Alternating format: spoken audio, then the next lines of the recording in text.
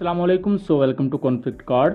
दोस्तों, बात आज हम करने जा रहे हैं लबनान और इसराइल के दरमियान जो इस वक्त टेंशन है उसको लेकर। इसके बारे में हम आज इस चीज को एनालाइज करेंगे कि हर दफा हम इसराइल को ब्लेम कर देते हैं, लेकिन बहुत सी ऐसे मसले हैं जिनको हम नजरअंदाज कर देते हैं इन पूरी सिचुएशन को देखते हुए। और खास तौर पर हिजबुल्लाह के जो चीफ है हसन नसरुल्लाह, उनकी शहादत का जिस तरह वाकया हुआ, इससे पहले बहुत ही ज्यादा हाई रैंक ऑफिशियल्स की शहादत जिस तरह हुई इजरायली एयर स्ट्राइक्स में या उनके अटैक्स में, और उस पर ईरान का क्या रद्द अमल रहा, बाकी मुस्लिम कंट्रीज, पाकिस्तान, इन तमाम चीजों को लेकर बात करते हैं। दोस्तों, 27 से 28 सितंबर के दरमियान लबनान के दारुल हुकूमत बेरूत में एक मिलिट्री हेडक्वार्टर पर अटैक होता है, जिसके बाद ये खबर आती है कि हिजबुल्लाह के जो लीडर हैं हसन नसरुल्लाह और उनकी जो बेटी हैं ज़ैनब, ये दोनों अपनी जान गंवा बैठे। और इसके साथ साथ हमने ये भी देखा कि 20 सितंबर से लेकर अभी तक इजराइल ने बहुत ही ज़्यादा तबाहकुन बॉम्बिंग की बहुत से लबनानी एरियाज पर, ख़ास तौर पर लेबनान का जो साउदर्न एरिया है वो सारा, इवन लबनान के दारुल हुकूमत के अंदर जाके इजरायली एयरक्राफ्ट ने बमबारी की। दोस्तों, 7 अक्टूबर 2023 को जब इसराइल और हमास के दरमियान एक जंग का आगाज हुआ, तो उसी वक्त ही जो ईरान की इस तरह की तंजीमें थी, यानी कि हिजबुल्लाह थी लबनान में, उसके अलावा यमन में हाउथीज थे, इन्होंने भी इसराइल पर अटैक शुरू कर दिए। अब लबनान का चूंकि डायरेक्टली बॉर्डर इसराइल के साथ लगता है, इसराइल की शुमाली साइड पर, तो इसराइल को वहां से भी खतरा था। लेकिन ये कई महीनों तक तो लड़ाई इसी तरह चलती रही कि बहुत ज्यादा एस्केलेशन नहीं हुई। इसराइल किसी जगह पर एयर स्ट्राइक कर देता था, किसी जगह पर हिजबुल्लाह कुछ रॉकेट्स फायर कर देता था, anti tank guided missiles fire कर दिए जाते थे। तो ये चीजें चल रही थी। ईरान की तरफ से भी सपोर्ट फराहम की जा रही थी हिजबुल्लाह को। इराक में जो अल मुहर्रकतुल इस्लामिया अल इराक है, वो भी अटैक करी थी इसराइल पर। हमने दोस्तों इसी दौरान ये देखा कि ईरानियन प्रेसिडेंट रईसी, वो 19 मई 2024 को उनका हेलीकॉप्टर क्रैश कर जाता है ईस्टर्न आज़रबाईजान के एरिया में।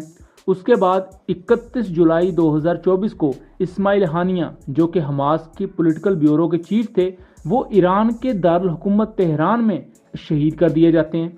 अब ये चीज़ इतनी ज़्यादा वियर्ड है कि इससे पहले भी ईरान के बहुत बड़े जनरल जैसा कि कासिम सुलेमानी, उनका इसी तरह मिडिल ईस्ट में जिस तरह ऑन स्ट्राइक में उनको असैसिनेट कर दिया गया, वो भी बहुत ज्यादा मिस्टीरियस चीज थी। क्योंकि ईरान के बहुत से न्यूक्लियर साइंटिस्ट, और जिन शख्सियत का अब नाम लिया मैंने, ये इतनी ज्यादा हाई रैंक शख्सियत थी कि ईरान के लिए ये बहुत ही ज्यादा बड़ा वाकया था। ईरान हर वाकये के बाद यही कहता रहा कि हम जवाब देंगे इसराइल को, हम ये करेंगे इसराइल को, लेकिन कभी भी कोई तसल्ली बख्श जवाब नहीं दिया गया। अब उसके बाद जो बड़ा वाकया हुआ वो हसन नसरुल्लाह का 27 सितंबर को, जिसमें लबनान के दारुल हुकूमत में जाके इसराइली एयरफोर्स ने बमबारी की और वो असैसिनेट हो गए। अब दोस्तों, ये बात बहुत ज़्यादा दुख वाली है कि कई हज़ार मुसलमान शहीद हो चुके गजा में।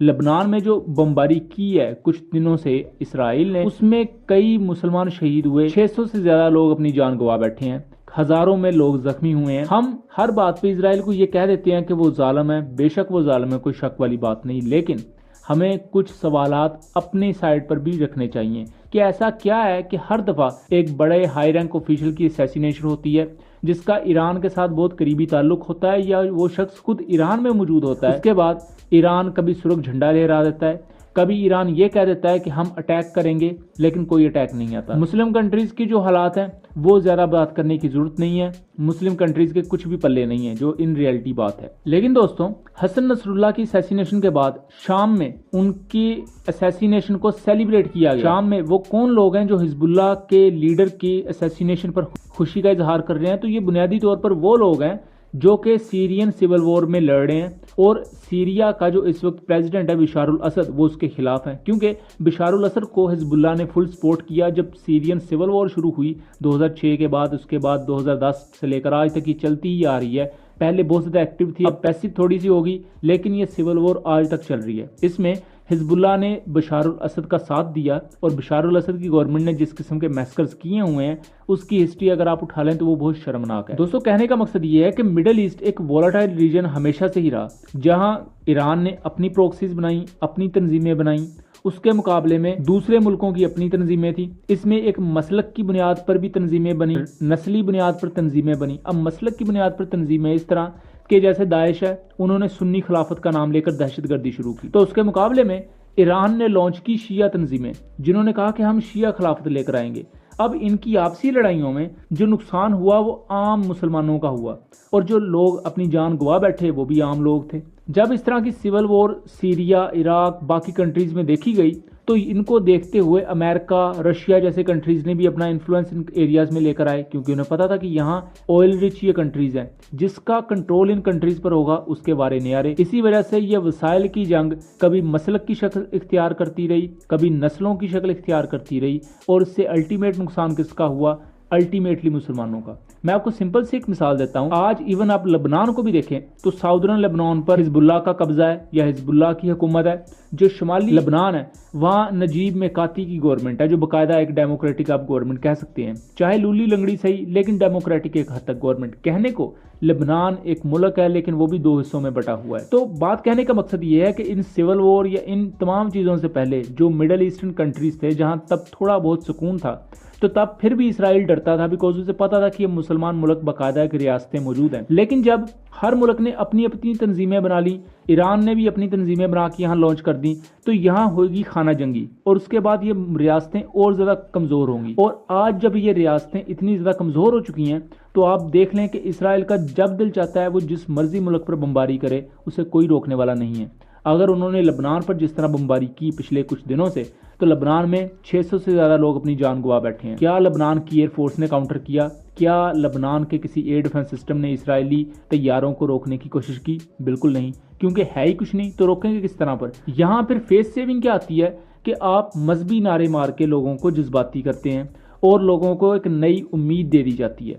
دوستوں، اسی چیز پر ایڈورڈ سعید جو کہ ایک فلسطینی رائٹر تھے، انہوں نے بہت سی کتابیں لکھی اس پورے مڈل ایسٹ میں جو میڈنس چلی اور ہر ملک نے اپنی اپنی تنظیمیں بنا کے چھوڑی۔ اس پر ان کا بہت کام ہے، میں آپ لوگوں کو ریکمنڈ کروں گا کہ آپ ان کی بکس کو پڑھیں، ان کے بارے میں ریسرچ کریں، ان کے خیالات کو پڑھیں، تو آپ کو یہ چیزیں بڑے کینوس پر نظر آئیں گی۔ اور اس کے ساتھ ساتھ انہوں نے یہ بات بھی واضح کی کہ جب اسرائیل یا باہر کی طاقتیں آپ کو مارنے پر آئیں گی تو وہ آپ کو شیعہ سنی کی بنیاد پر نہیں دیکھیں گی، اور وہ آپ کو ایز اے مسلمان ہونے کے طور پر ٹارگٹ کریں گی۔ لیکن بدقسمتی کی بات یہ ہے کہ مسلمان ایک دوسرے کو مسلمان سمجھنے کو تیار نہیں ہے۔ انہوں نے مسلک کی بنیادوں پر ایک دوسرے کے خلاف تنظیمیں بنائیں، ایک دوسرے کے خلاف خانہ جنگیاں کی، اور اس کا نتیجہ آج ہمارے سامنے ہے کہ اتنی ہائی لیول شخصیات اپنی جان گوا بیٹھی ہیں اور کسی کو کوئی فرق نہیں پڑ رہا، بلکہ اس بنیاد پر بھی اپنی ریٹورک سٹیٹمنٹس دے کے فیس سیونگ دکھائی جا رہی ہے۔ اسرائیل نے اس سے پہلے بھی اصفہان کے ریجن میں سٹرائک کی، کیا ایران روک پایا؟ نہیں۔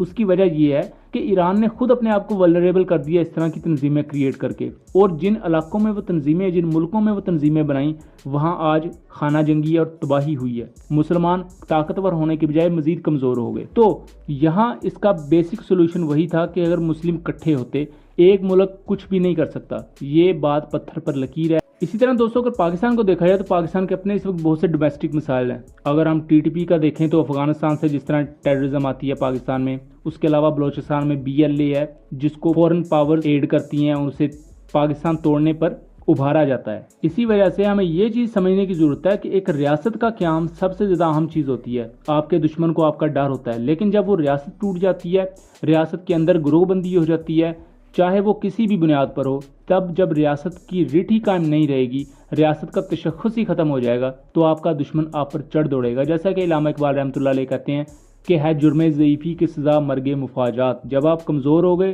تو پھر اس کمزوری کی سزا بھگتنا آپ پر فرض ہو جاتا ہے۔ اسی لیے ہم اپنے پلیٹ فارم سے بھی یہی بات کرتے ہیں کہ پاکستان کے اندر بھی وہ لوگ جو اپنے سیاسی اختلافات کو لے کر، کچھ دوسرے اختلافات کو لے کر ایک دوسرے کے خلاف نفرت پھیلاتے ہیں، انہیں یہ سمجھنے کی ضرورت ہے کہ کل کو اگر پاکستان کو خدا نخواستہ کچھ ہوتا ہے تو انہیں کوئی بھی بچانے والا نہیں ہوگا۔ ریاست میں 100 برائیاں ہو سکتی ہیں، لیکن ریاست کا ریاست ہونا اپنے آپ میں سب سے بڑی مضبوطی اور ایک تشخص کی علامت ہوتی ہے۔ اور اگر اس میں رپچر آ جائے اور ریاست ہی نہ رہے تو اس کی کیا نتائج نکلتے ہیں وہ ہمارے سامنے لبنان، سیریا کی صورت میں موجود ہیں کہ آج تک وہ لڑائیاں چل رہی ہیں اور کئی لوگ لقمہ اجل بن چکے ہیں، لیکن کوئی بھی ان کا سیویئر موجود نہیں ہے، بلکہ ہر شخص اپنے ذاتی مفادات کے لیے ان کی ان کمزوریوں کو ایکسپلوئٹ کر رہا ہے۔ سو دوستو، یہ تھا ایک انالیسز، امید کرتا ہوں چیزیں کلیئر رہی ہوں گی۔ ویڈیو پسند آئی ہو تو اسے زیادہ سے زیادہ شیئر کیجیے گا، اینڈ چینل کو سبسکرائب کیجیے گا۔ ملیں گے اگلی ویڈیو میں، تب تک کے لیے اللہ حافظ۔